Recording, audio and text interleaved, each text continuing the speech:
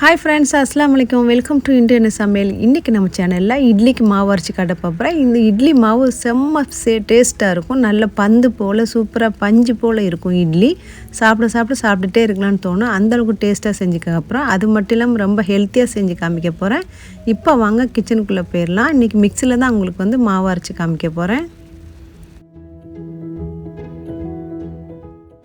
இந்த சீட்ஸ் பாருங்கள், உங்களுக்கு தெரியுதான்னு தெரியல. இந்த சீடு நம்ம இட்லியில் தோசை மாவுலேயே போட்டு சாப்பிடும் போது உடம்பு நல்லா குளிர்ச்சியாக வச்சுக்கணும். வயிற்றுக்கு ரொம்ப இதமாக இருக்கும். பெரியவங்களுக்கு குழந்தைங்களுக்கு ரொம்ப கொடுக்கலாம். உடம்புல ஹீட்டை நல்லா தணிக்கும். இப்போ இந்த சீட்ஸ் நம்ம சாதாரணமாக சாப்பிட முடியாது. இந்த மாதிரி இட்லி தோசை மாவு இந்த மாதிரி போட்டு நம்ம ஆட்டி சாப்பிடலாம். நீங்கள் ஆப்ப மாவில் கூட போடலாம். இப்போ இந்த சீடில் எவ்வளோ போடணும் அப்படின்னு காமிக்கிறேன். இந்த சீடு ஒன்றுமே இல்லை. நம்ம விளக்கெண்ணெய் வச்சுருப்போம் இல்லையா, விளக்கெண்ணெய் நிறைய நம்ம யூஸ் பண்ணுவோம். அதுவுடைய சீடு தான் இந்த விதை. நாட்டு மருந்து கடையிலையும் கிடைக்கும். நார்மலாக எல்லா கடைகளையும் கிடைக்கிது. கேட்டிங்கன்னா கண்டிப்பாக தருவாங்க. இப்போ இதில் இருந்து எவ்வளோ போடலாம் அப்படிங்கிறத உங்களுக்கு சொல்லிடுறேன். இந்த விதையில் கசப்பு தன்மை எதுவுமே இருக்காது. ப்ளைனாக தான் இருக்கும். அதனால மாவு எதுவும் டிஃப்ரெண்ட் ஆகுமா அப்படின்னு நினைக்காதீங்க. கண்டிப்பாக ஆகாது. இப்போ கடையில் ஒரு 100 கிராம் அப்படி வாங்கி வச்சிட்டிங்கன்னா ரொம்ப நாளைக்கு போட்டலாம். ரொம்ப விலையும் கிடையாது. ரொம்ப சீப்பாக தான் இது கிடைக்கிது. இப்போ இதுக்கு நான் 1/2 கிலோ அரிசி தான் எடுக்கிறேன் இட்லி தோசைக்கு ஆட்டுறதுக்கு. இப்போ அதிலேருந்து ஒரு 10 சீட்ஸ் எடுத்து நம்ம இந்த பாத்திரத்தில் போட்டுக்கலாம். நம்ம நார்மலாக எப்படி இட்லிக்கு ஊற வைப்போமோ அதே மாதிரி தான் வச்சு காமிக்க போகிறேன். இப்போ 1 டீஸ்பூன் அளவுக்கு நீங்கள் வெந்தயத்தை போடுங்க. இப்போ இது 1/2 கிலோ அரிசின்னு சொல்லியிருந்தேன். இப்போ அதனால் 2 கப்பு அரிசி எடுத்திருக்கேன். இப்போ 2 கப்பு அரிசி எடுத்தேன். அதனால் 1/2 கப்பு உளுந்து எடுத்திருக்கேன். நீங்கள் எந்த கிளாஸில் எடுக்கிறீங்க அதே அளவுக்கு எடுத்துக்கோங்க. இப்போ அந்த இட்லிக்கு தோசைக்கு தனித்தனியாக நான் அரைக்கல. ரெண்டுமே ஒன்றா தான் உங்களுக்கு அரைச்சி காமிக்க போகிறேன். ஒன்றா அரைச்சி காமிச்சாலும் எப்படி வருதுன்னு பாருங்கள். பந்து மாதிரி வரும் இட்லி. இப்போ அளவு பார்த்துக்கோங்க. 2 கப்புக்கு 1/2 கப்பு நான் உளுந்து எடுத்திருக்கேன். இப்போ அரிசியும் பருப்பும் 2-3 தண்ணி கழுவி எடுத்துகிட்டு வந்துடுறேன்.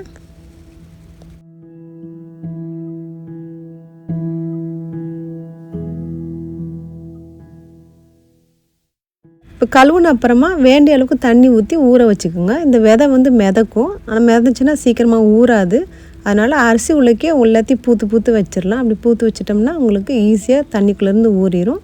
இப்போ ஒரு சைடு வச்சுட்டு இப்போ இதுக்கு ரெட் கலர் அவல் எடுத்துருக்கேன். நீங்கள் உங்கள் வீட்டில் எந்த அவல்னாலும் எடுத்துக்கோங்க.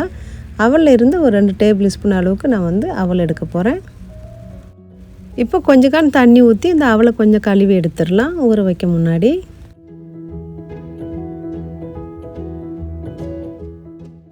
இதே ஒரு சைடு நம்ம ஊற வச்சுட்டு கொஞ்சம் தண்ணி ஊற்றி இப்போ எல்லாத்தையும் ஒரு 8 மணி நேரம் நல்லா ஊற வச்சுக்கோங்க. அப்போ தான் நம்மளுக்கு பஞ்சு போல் வரும் இட்லி தோசை எல்லாமே. இப்போ 8 ஹவர் ஆயிடுச்சு. இப்போ மிக்ஸி ஜாரில் ஊற்றி எப்படி நம்ம இட்லிக்கு அரைப்போமோ அதே மாதிரி நான் அரைச்சி எடுத்துக்கிறேன். இந்த மாதிரி ஒரு தடவை நீங்கள் அரைச்சி பாருங்கள். பேப்பர் ரோஸ்ட்லாம் சூப்பராக வரும். இட்லி பார்த்திங்கன்னா அவ்வளோ சூப்பராக பஞ்சு போல் நல்ல பந்து போல் புசுன்னு கிளம்பி வரும்.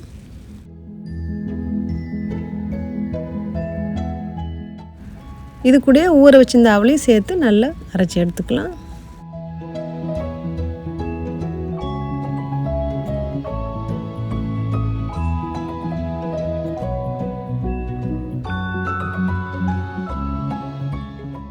இப்போ பாருங்கள், மாவு நல்லா அரைச்சி எடுத்துகிட்டு வந்துட்டேன். மாவு இந்த மாதிரி திக்னஸில் வச்சுக்கோங்க. அப்போ தான் மறுநாள் நம்மளுக்கு நல்லா பொங்கி மாவு நல்லா திக்காக வரும்.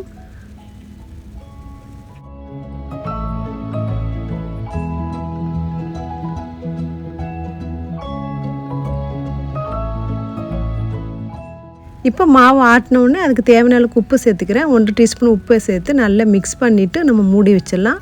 இன்னும் ஒரு 8 ஹவர் நல்லா ஊற வச்சிட்டோம்னா நல்லா மாவு பொங்கி வந்துடும். பொங்கி வந்த அப்புறமா உங்களுக்கு காலையில் காமிக்கிறேன்.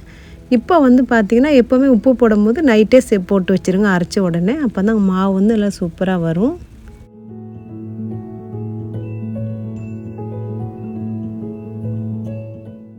இப்போ மாவு பாருங்கள் நல்லா பொங்கி வந்துடுச்சு. இப்போ இதிலேருந்து இட்லி ஊற்றிக்கலாம். இட்லி தட்டு ஊற்ற முன்னாடி லேசாக நான் எண்ணெய் தடவிட்டு தான் ஊற்றுவேன்.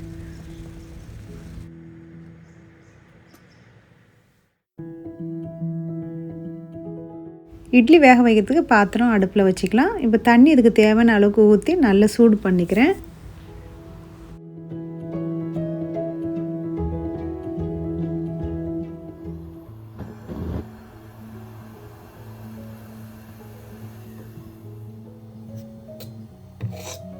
இட்லி வந்து எப்போவுமே ரொம்ப திக்காக நான் வைக்க மாட்டேன். ரொம்பவும் தண்ணியாக வைக்கக்கூடாது. ரொம்ப திக்காக வச்சா இட்லி வந்து ரொம்ப கல் மாதிரி இருக்கும். ரொம்ப தண்ணியாக வச்சா ஒழுங்காக இட்லி வந்து புஸ் புஸ்ன்னு வராது.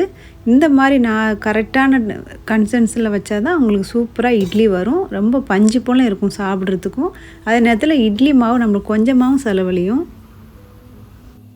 நீங்கள் அரைச்சி எடுக்கிற இட்லி மாவு வந்து ரொம்ப வந்து திக்காக இருக்குது அப்படின்னா ஒரு 1/4 கிளாஸ் 1/2 கிளாஸ் தண்ணி ஊற்றி மிக்ஸ் பண்ணிக்கோங்க. இட்லி சூப்பராக வரும். இப்போ இட்லி எல்லா தட்டுலையும் ஊற்றிட்டோம். ஒரு 10 நிமிஷம் அந்த இட்லி மூடி போட்டு வேக வச்சுக்கணும். 8-10 நிமிஷத்தில் உங்களுக்கு இட்லி ரெடி ஆயிரும். இட்லி எப்படி வெந்துருச்சுன்னா உங்களுக்கு வாசம் வரும். உங்களுக்கு வாசம் வரும்போதே தெரிஞ்சிடும் இட்லி சூப்பராக வெந்துடும். இல்லைனா நைஃபோ இல்லைன்னா ஸ்பூனை வச்சு நீங்கள் லேசாக குத்தி பார்த்தீங்கன்னா போதும். இட்லியில் மாவு வந்து ஒட்டாமல் வந்துச்சுன்னா கண்டிப்பாக அது நல்லா வெந்துட்டுன்னு அர்த்தம். ரொம்ப ஓவராக வேக விடக்கூடாது. வெந்தாலும் நல்லா இருக்காது இட்லி. இப்போ இட்லி நல்லா வெந்துருச்சு. வெந்துட்டான்னு நம்ம செக் பண்ணி பார்க்கலாம். ஒரு நைஃபோ இல்லைன்னா கத்தியோ வச்சு குத்தி பார்த்தேன். பாருங்கள் ஒட்டவே இல்லை மாவு. இந்த மாதிரி ஒட்டாமல் இருந்தால் மாவு வெந்துருச்சுன்னு அர்த்தம். இட்லி ரெடி ஆகிட்டு இறக்கி வச்சுட்டு நல்லா தண்ணி தொளிச்சு விட்டுருங்க சுட சுட. அப்போ தான் இட்லி வந்து ஒட்டாமல் தட்டில் சூப்பராக வந்துடும். உங்களுக்கு தட்டு கழுவுறதுக்கும் ஈஸியாக இருக்கும். மாவு வேஸ்ட்டு ஆகாமல் இருக்கும்.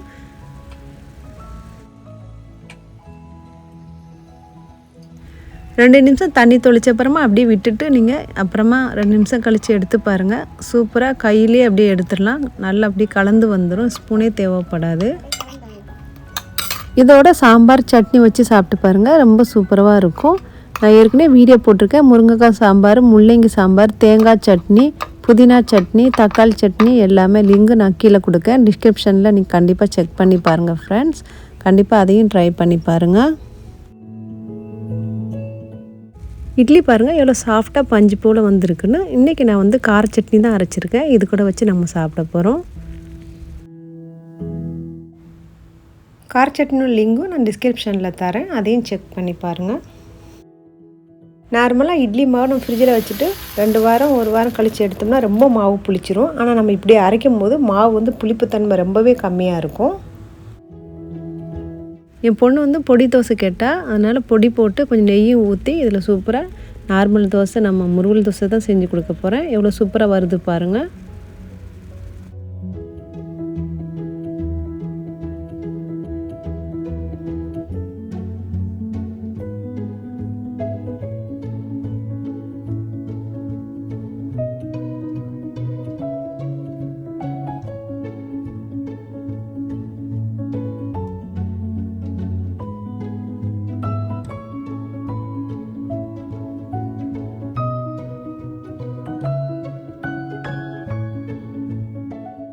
இன்றைக்கி நம்ம சேனலில் செம்ம சூப்பரான இட்லி மாவு எப்படி அரைக்கணும்னு பார்த்துட்டோம். இது கூட கார சட்னி வச்சு நீங்களும் செஞ்சு சாப்பிட்டு பாருங்கள். செம்ம சூப்பராக இருக்கும் ஃப்ரெண்ட்ஸ். புதிய நண்பர் நம்ம சேனலை சப்ஸ்கிரைப் பண்ணிக்கோங்க.